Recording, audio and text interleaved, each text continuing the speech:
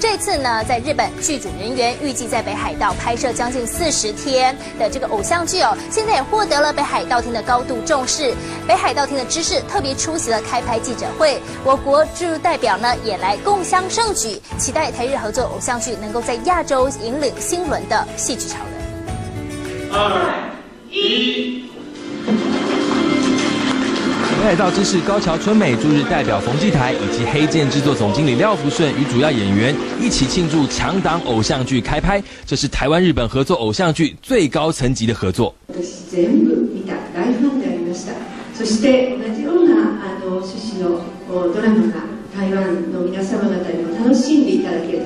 浪漫的薰衣草，以及像他的心一樣潔白的大地。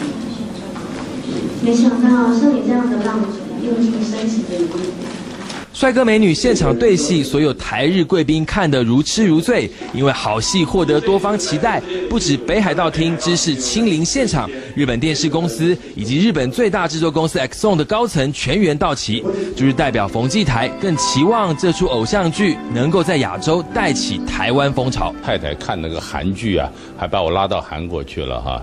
所以我這樣第一次啊，我們台灣人到日本來拍這個白色之戀的這種秀啊，是一個發揚台灣的這個台灣風了，台風的一個很好的機會。有別於以往的開鏡儀式，有浪漫，有笑料，還有台灣日本雙方對跨國製作偶像劇征服亞洲戲迷的期待。